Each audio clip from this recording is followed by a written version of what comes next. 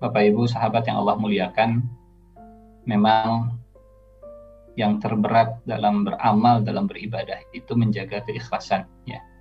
Sehingga menjalankan amal yang berat ini, yang pertama kita harus minta pertolongan ke Allah Subhanahu wa Ta'ala. Ke Allah dulu kita minta pertolongan, ya. Kalau sholat, insya Allah mudah karena gerakan fisik. Tapi sholat dengan ikhlas, yang terberat itu adalah ikhlasnya. Kalau infak, insya Allah mudah. Tinggal menyisihkan harta kita. Yang terberat, infak dengan ikhlas. Yang paling berat itu ikhlasnya. Yang paling berat itu karena Allahnya. Sehingga kalau yang berat-berat ini, minta tolongnya ke Allah dulu. Allahumma a'inni ala dzikrika wa syukrika wa husni ibadatik. Ya Allah, tolong saya. A'inni ala dzikrik, supaya terus mengingatmu. Wa syukrika, supaya terus berterima kasih kepadamu. Wa husni ibadatik, dan supaya ibadahnya benar. Ibadah benar itu kalau kita ikhlas. Ibadah benar itu kalau kita karena Allah Subhanahu wa Ta'ala. Allahumma a'inni ala dzikrika wa syukrika wa husni ibadatik. Yang kedua, kita juga minta perlindungan ke Allah. Karena urusan ikhlas ini urusan hati yang bolak-baliknya itu susah untuk ditebak, ya. Hati itu, kata Rasulullah SAW, ada di antara jari jemarinya Allah Subhanahu wa Ta'ala. Yuqallibuha kaifa yasha. Allah bolak-balikan sekehendaknya. Sehingga kita minta ke Allah, Allahumma inna na'udzubika min an nusyrika bika syai'an na'lamu wa nastaghfiruka lima la na'lamu. Kita berlindung kepada Allah dari perbuatan syirik yang kita ketahui atau yang tidak kita sadari. Ya Allah, aku berlindung kepadamu dari perbuatan syirik yang aku sadari dan yang aku tidak ketahui. Kemudian yang ketiga, kita juga minta tolong ke Allah Subhanahu wa Ta'ala supaya hati kita diteguhkan di dalam keimanan. Ya muqallibal qulub, tsabbit qalbi ala dinik. Ya musarrifal qulub, sarrif qalbi ala ta'atik. Ini yang pertama, kita mohon perlindungan, kita berdoa dulu ke Allah Subhanahu wa Ta'ala. Gantungannya, cantelannya adalah Allah. Nah, yang kedua, kita punya kebiasaan untuk menyembunyikan amal atau mengerjakan amalan-amalan yang memang tersembunyi. Misalnya, kita punya amalan rahasia, orang lain nggak boleh tahu, anak kita nggak boleh tahu, istri kita juga nggak boleh tahu. Sehingga kebiasaan, saat kita terbiasa beramal dalam kesepian, kita terbiasa beramal tanpa popularitas, tanpa publikasi, tanpa orang tahu, cukup yang tahu hanya Allah Subhanahu wa Ta'ala. Kalau misalnya kita merasa susah untuk ikhlas, pastikan atau kita coba latihannya, kerjakan amalan itu tanpa ada yang tahu, tidak boleh ada yang tahu, ya. Seperti kita kalau buang air tidak ingin diketahui oleh banyak orang, gitu ya. Bahkan kita sarukan dengan nyalakan air yang kencang, air kerannya yang kencang supaya tidak terdengar suara-suara yang aneh keluar. Saya kira seperti itu juga saat kita berusaha untuk ikhlas. Jangan sampai ada orang yang tahu, istri kita jangan sampai tahu. Bahkan Rasulullah membuat perumpamaan, kalau tangan kanan memberi, tangan kirinya saja dia tidak tahu, gitu ya.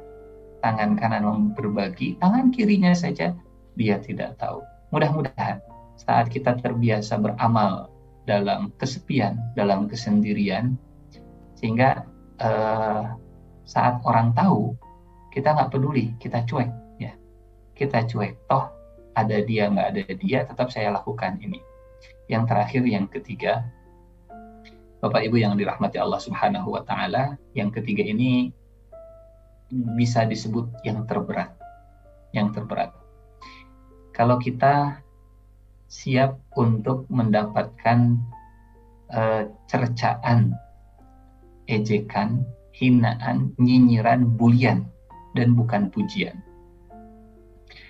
Karena cenderung ya, tidak selamanya.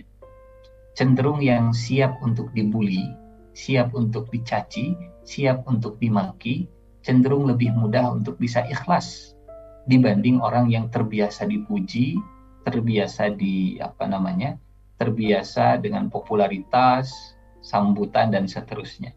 Apa yang bisa dilakukan kalau begitu? Kerjakan perbuatan-perbuatan yang dipandang remeh, rendah, hina oleh banyak orang, selama itu halal. Apa misalnya?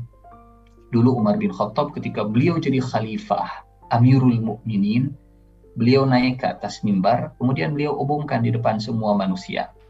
Ayuhan nas, wahai sekalian manusia, kalau ada yang belum tahu siapa Umar bin Khattab dulunya, ketahuilah, dulu Umar bin Khattab hanyalah seorang penggembala onta yang dipanggil dengan Umair.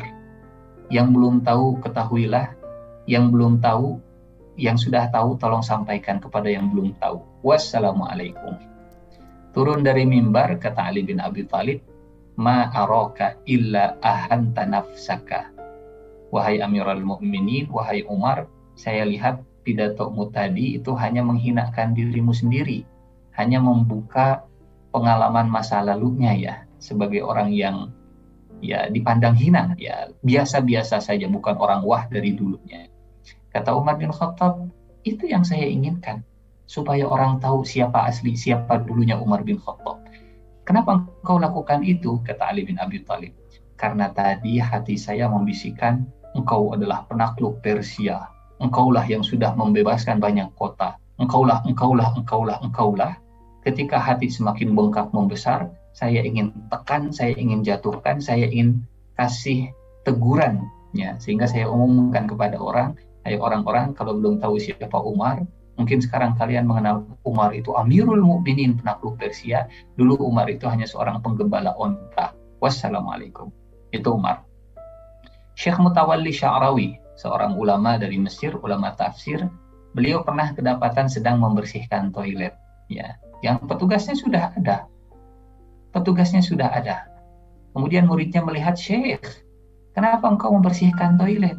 Sudah ada petugasnya. Ini bukan pencitraan tentunya ya, untuk disorot pakai media, kemudian diangkat di media sosial, wah, masuk ke gorong-gorong, kemudian membersihkan, dan seterusnya. Bukan untuk itu tujuannya.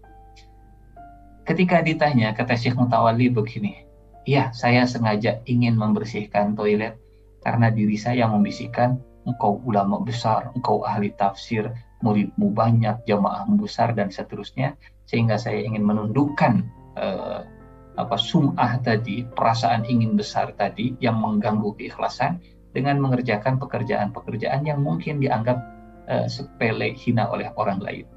Itu yang ketiga. Ya, mudah-mudahan 3 poin ini bisa membantu keikhlasan kita. Wallahu a'lam bishawab.